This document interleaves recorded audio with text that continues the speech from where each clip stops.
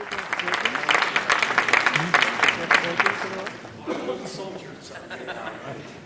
like to think they're soldiers. Never die.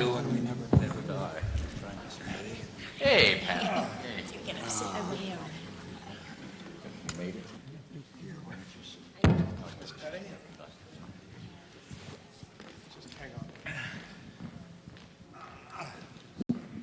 Hello, welcome. Where were all of you in 1960? I'm Andrew Perchuk. I'm the head of contemporary programs and research here at the Getty Research Institute. And welcome to Modern Art in Los Angeles, the 60s scene. This program is part of a much larger program that the Getty is undertaking to document and preserve the history of art in post-war Los Angeles, and involving our grant program and increasingly other institutions around the city. Now, I know many of you have given us suggestions. You really need to talk to so-and-so, and I'll say, we absolutely will. We are committed to doing this over quite a number of years. We're going roughly chronologically, but we'll go back and forth in time. And tonight's public discussion is just one of the many events in the series. So without going on too long, let me introduce the people on tonight's panel, and then we'll get started with the discussion. We'll talk amongst ourselves for maybe around an hour, and then we'll open it up to questions that you have. So on my far left is Irving Blum. Where it's always been. A living legend. Irving got his first exposure to the art world by working at the furniture company Knoll, and he was part of the planning group that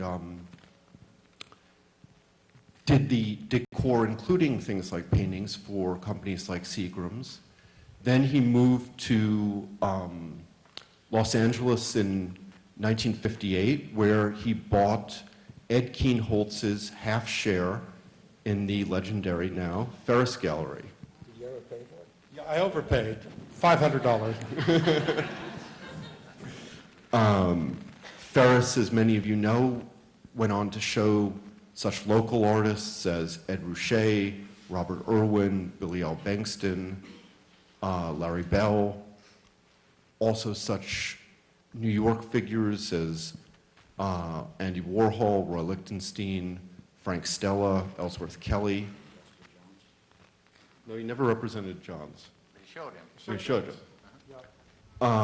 I showed his sculpture. Yes, yes. Ferris continued till 1966, and then after a very brief partnership with the Pace Gallery, Irving opened the Irving Blum Gallery on La Cienega in 1967, which he continued until 1972 when he moved to New York and founded Blumhelman, which went on for many years in New York, representing such artists as Richard Diebenkorn, and also specializing in the earlier work of many of the same artists that he showed in Los Angeles. And next to Irving is Patricia Faure. Patricia's career has been extremely diverse. She moved to I won't tell all of it. She moved to Los Angeles when she was 15 because her mother thought that you might be a star. She was right. Started modeling in college, but found time, modeling in high school, I'm sorry, but found time at the same time to volunteer for Vincent Price's Beverly Hills Museum of Modern Art, a wonderful but very short-lived institution. Patty moved to New York in the late 40s, where She modeled for the Ford Agency and got to know a bunch of the first-generation abstract expressionist painters in New York and attended the club where many of them hung out. She then trained with Francesca Scavullo as a photographer, came back to LA as a photographer. You'll see some of Patty's photos later. Lived in Paris for quite some time where she photographed for the New York Times and Elegance before moving back to Los Angeles where she was first director of the Nick Wilder Gallery and then founded the Asher Faure Gallery with Betty Asher, and since Betty's death has been running the Patricia Faure Gallery in Bergamot Station, representing such artists as John Miller, Craig Kaufman, Reverend Ethan Akers. Now, on my immediate left is Everett Ellin. Everett came to California. Well, actually, I think you were in the Air Force. I came to California after I got out of the Air Force in the Korean War. But what kept him in Los Angeles was that he was a lawyer for the William Morris Agency before founding his first gallery, the Everett Ellin Gallery, on Santa Monica Boulevard in quite an amazing structure, what is now the Troubadour on Santa Monica. Everett left LA and became the director at French & Company, which showed many of the, especially the color field painters associated with Clement Greenberg in the late 50s and early 60s, Kenneth Noland, Morris Louis, Jules Olitsky. Everett was there for a while, then decided to come back and found a second Everett Ellin Gallery, this time on Sunset Boulevard, where he showed many of those artists, as well as giving first really major shows in Los Angeles to artists like Helen Frankenthaler and Jasper Johns. After running the Everett Ellin Gallery for the second Everett Ellin Gallery for a while, Everett then left for New York again to first be the director of the Marlborough Gallery, and then later the assistant director at the Guggenheim Museum, and now spends most of his time on his ranch in Texas. Yeah, thinking about the art world in Los Angeles. And vaguely recuperating. On my immediate right, And wondering why nothing ever happened, right? on my immediate right is Stanley Grinstein, who is a longtime LA collector and supporter of the arts here.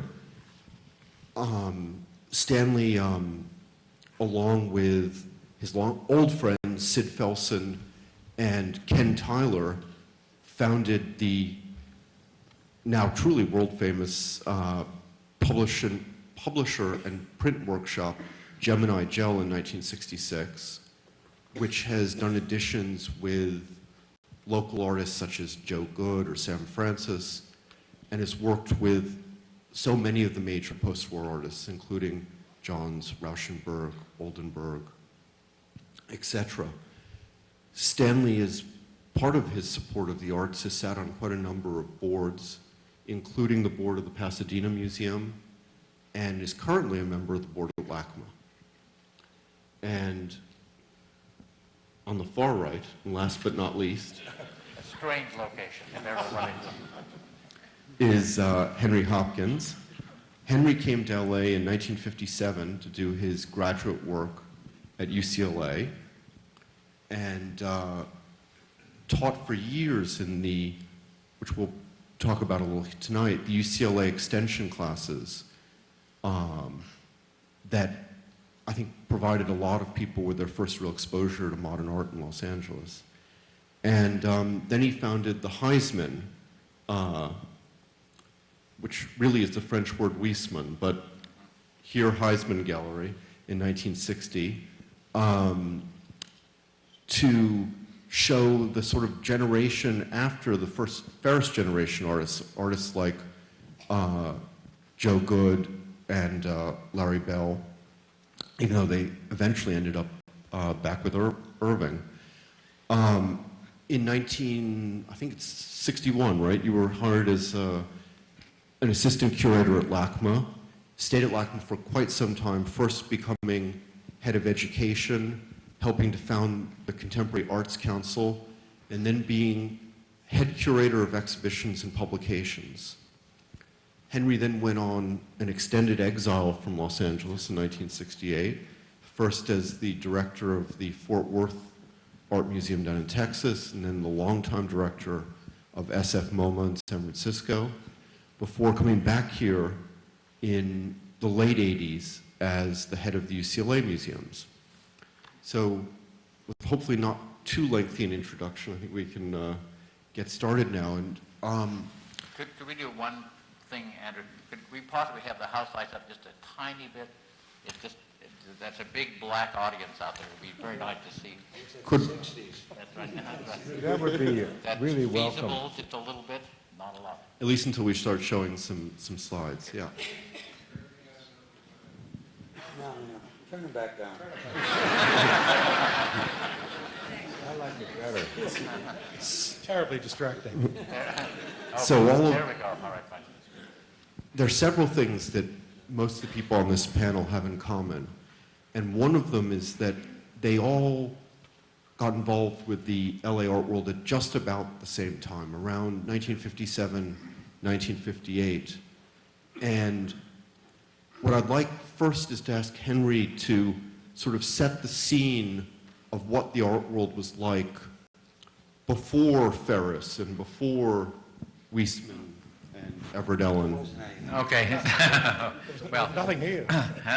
I'll do my best. I got here in 1957 to do my graduate studies. I met Shirley Hobbs and Walter Hobbs shortly after arrival. Jim Dimitrian was also in school there. Martin Friedman had just finished, as a matter of fact. Hal Glicksman was in school. It was a very interesting time because it was really the beginning of the art history department at UCLA. I had gotten involved by Walter in terms of an interest in Los Angeles art, convinced the professors there at that time that I should do my dissertation in that area, which they hated, and said nobody was interested in that. And then after convincing them of that, convinced them that I should do an exhibition for my dissertation rather than dissertation. First time in any graduate program anywhere that did that, and it was an exhibition of Los Angeles artists. So I was getting grounded, as a matter of fact. There were, at that time, Ferris had already begun in its old location, which Irving will tell you about. The Frank Pearls Gallery was here in Beverly Hills, showing mainly French art, good quality French art. By that I mean Matisse and the major people in France at that time that Los Angeles was interested in. Paul Cantor, dealing mainly with German Expressionism. Felix Landau, dealing with Austrian Expressionism, but also a few local artists like Peter Volkas, John McLaughlin, for example, John Paul Jones, a number of artists that were important to us. But it was a very static kind of scene. And a lot of the energy that was to generate simply had not started by that time. And it was remarkable that almost overnight, I don't know how else to say it, overnight, Ferris shifted its position across the street. Ed Kienholz, who had the Now Gallery, joined with Walter to do that. Irving came out from New York. Everett opened his gallery. Virginia Dwan opened her great gallery. And they are important, as you'll find out, in the fact that they brought to Los Angeles artists. Irving was dealing mainly with the artists right here, the first generation of artists to stay and live in Los Angeles, the Irwins and the Craig Kaufmans and the Ed Moseses and so forth and so on.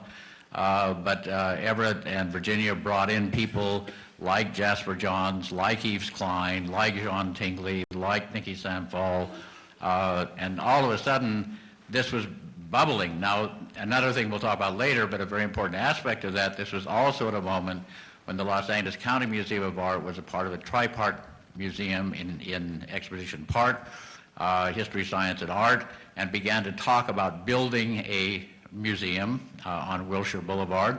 Just to give you an idea of the impact of that, membership before movement was 3,000. After moving, it was 28,000 the first day that we opened. So it was just a scene that was beginning to bubble, and we're going to talk tonight about all of the different aspects and how important they were. Now, Henry's always quite generous about this, but Irving, what did you think of the scene when you got here?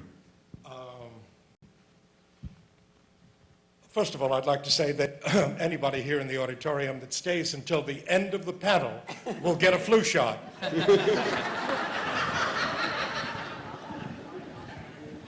Irving, the only people that will stay are the ones that will stay to the end. They're over 65, and that's exactly what it is. And the panel, hopefully. There was hardly a scene to speak of when I got to California in 1957, and the excitement, I really had it in my head to do a gallery, and the excitement was at Ferris. Ferris was started by Walter Hopps and Ed Kienholz some 6 months before I arrived here in LA, and I got very friendly with Walter, and Walter told me that it was Ed Kienholz's ambition to go back to the studio and to make work. He wasn't really interested in the business. And so consequently, I met with Ed, and I was able to buy his half share of the gallery for very little. I overpaid. And Walter and I quickly joined forces, and the thing that was unmanageable about Ferris, right at the very beginning, was the fact that Walter, being as sympathetic as he was to artists, represented some 80 or 85 artists. And I told him in one of a series of conversations that it couldn't work. And he was persuaded that it couldn't work. So we began to edit out people. And that was one of the roughest rides I can remember having. But we narrowed the core group down to roughly, I think 14 or 15 people, mainly from the group that was represented by Ferris then, plus a couple of additions. Irwin was somebody Irving, you really we changed the axis of the gallery when you started from one that represented Northern and Southern California artists mostly to a core of Los Angeles artists, it seems to me, and then some New York artists. A core, my idea was to represent California artists, a core of Los Angeles artists, absolutely, because that's where I was. Also, some people from the Bay Area, for example, Hassel Smith was part of the initial group, Frank Lobdell, Diebenkorn, on and off, but I was always enormously interested in the work. And a lady called Jay DeFeo, part of that group. And then my idea, which I explained to Walter, was rather than have the gallery, rather than say, I thought it had a provincial cast, and I was against that. I wanted a slightly more national kind of situation. And so I began to go east and found various people that I thought were interesting, brought them back, and showed them at Ferris. The people that I found and showed, aside from the hardcore West Coast group, people like Andy Warhol and Roy Lichtenstein, Jasper, I did his sculpture, Klaus Oldenburg, Ellsworth Kelly, Joseph Frank Albert, Stella, yeah. and virtually all of the important minimalists. By that I mean Dan Flavin, Don Judd, Carl Andre. So it was a mixed, interesting bag. Everett, you wanted to jump in? Yeah, I had quite a different story for my origination of a gallery. It's important to tell you that I was in the entertainment industry for about close to over 4 years before I had the inkling to open a gallery. I was a house counsel at Columbia Pictures Corporation with my office on the studio lot, and I met a lot of actors and Hollywood people in that context. When I left there, I went with a very spiffy law firm in Beverly Hills that represented only movie stars and major producers, just when Hollywood studios were breaking down and independent producers went out as independents. And I worked there for about 1.5 years, and then William Morris Agency, that was in the same building as the law firm, recruited me as the aide to the number 2 man there. Officially, I was a theatrical agent, but really I was spelling this man and his work, so should he be made president of the company, I would be able to do his job. Well, having had that solid introduction to the entertainment industry and show business, I had a different take on what the gallery, what art could be in Los Angeles. It struck me as making no sense at all that Los Angeles, for so many decades, had been a leader in filmmaking and television, even in music, and we couldn't seem to get it together with a cohesive art community that had esprit de corps and had an agenda and had a following. But what drew you to the art world, Everett? What drew me to the art world, it was a request, a desperate request by a group of artists I met at that time while I was still with William Morris Agency, and Joni Jacobs was one of them, and she joined my gallery, and she was later my wife.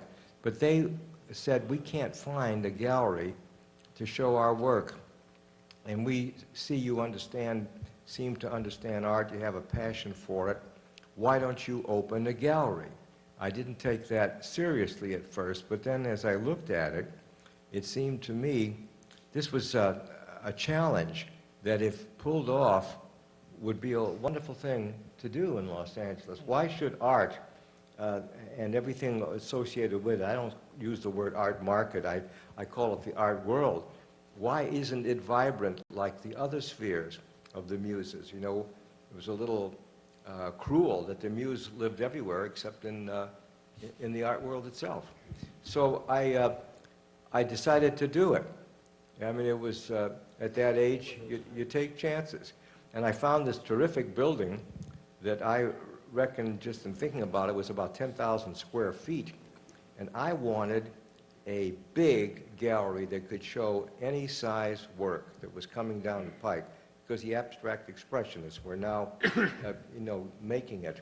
I wanted a big gallery, a big, spacious gallery. And this was a warehouse with skylights. It was a refurbished warehouse in excellent shape, skylights, big iron door in the back for crates to come in. And in fact, it had so much room, I put when I opened the gallery, I put a small, trendy restaurant on the balcony, not full meals, but nice snacks. Everett, I think we can show people an example. Can we have slide number 1?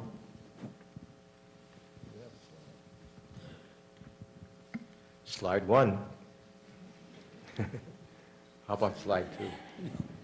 Keep talking, Everett. Okay. Well, I'm summing it up. There we are. here you can describe, this is your first space. Yeah, that's my first space, and this building was about 100 by 100 feet, and that balcony was commodious with a skylight over it and a nice oak floor, so you could sit and nosh if you wanted in the cafe. It was called Chez La Vie, and you could you could eat and chat with friends, and at the same time you can look at the then exhibit. And the gallery was open until the gallery closed. So this gallery, it was, I'll tell you, it was draconian. It opened at 9:30 and it closed about 11:30 at night. And who was the guy that had to empty the trash barrel at 11 o'clock from the restaurant? But anyway, it was a Character building. And it was a good, it actually was a good move because I had a good Hollywood following. And here's one example how art world and the screen world interface.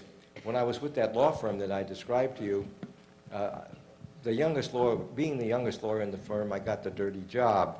And one morning, the senior partner said, I want you to go down to the vault at the Beverly Hills Bank and Trust Company and meet Eddie. And I said, who is Eddie? He says, Eddie Robinson. And I said, well, what am I supposed to do? Well, we just handled his divorce, and the decree came forth from the judge how to divide the stocks and bonds between husband and wife. And not one of us wants to face him on that occasion. So I was the sacrificial lamb, and I go down and I go into the vault, and there's Edward G. Robinson with his cigar, and he actually did snarl. He said, who are you, kid? So I told him, and he said, God, they send you.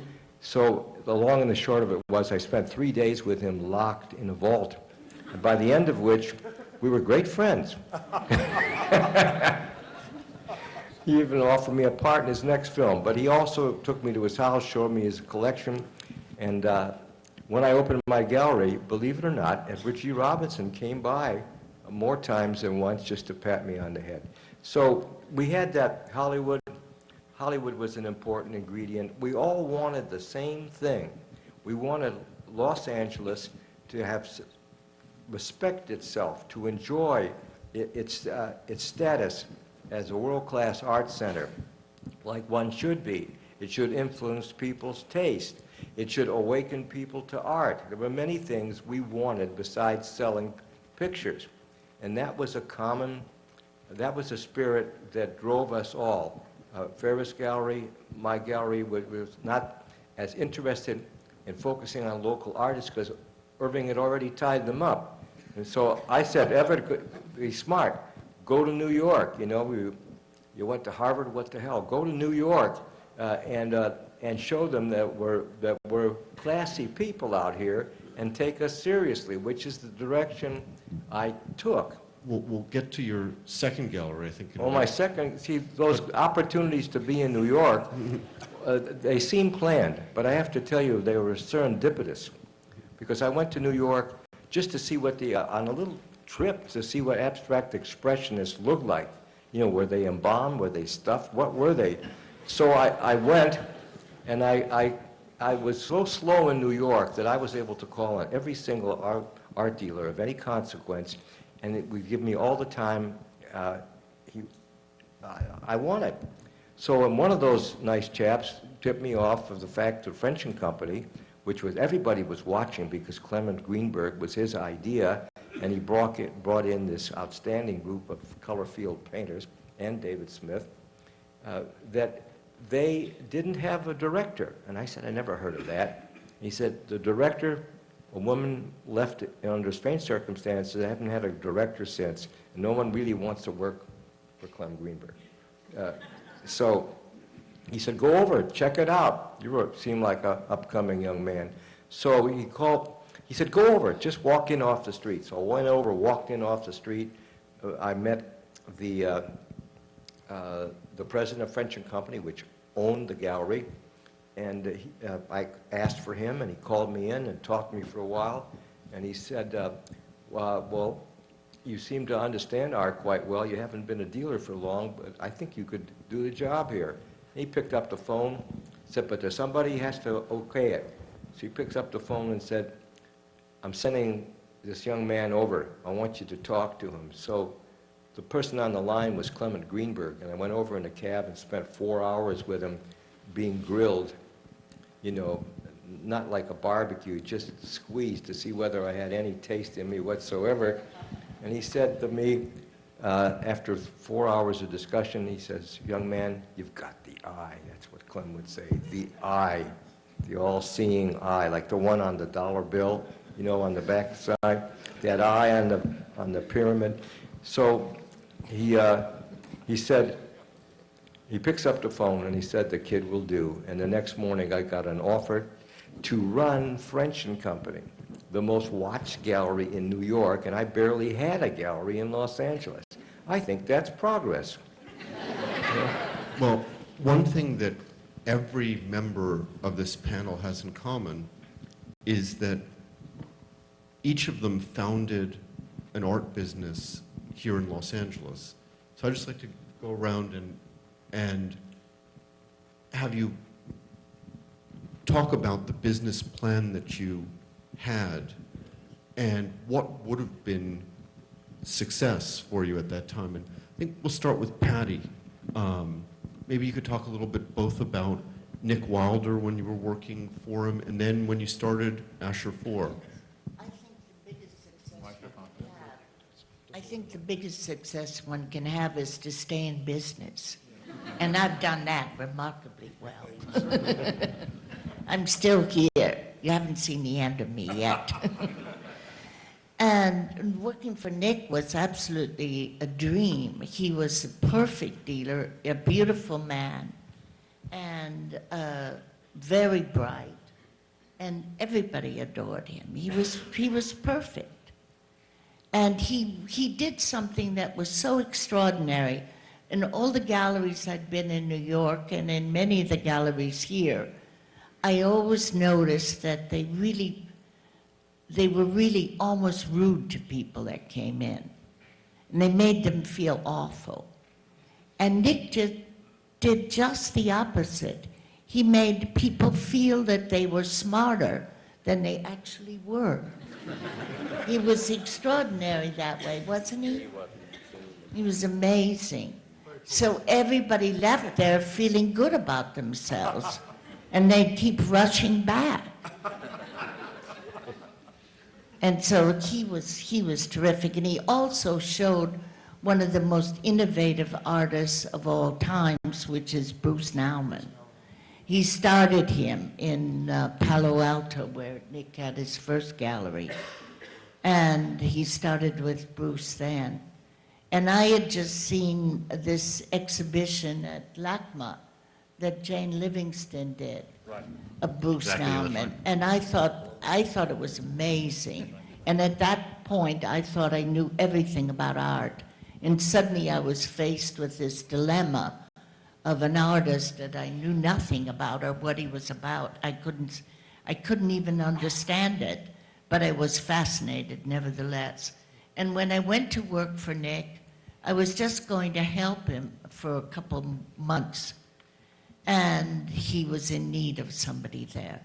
And I realized first thing that he showed Bruce Nauman. He also showed John McLaughlin.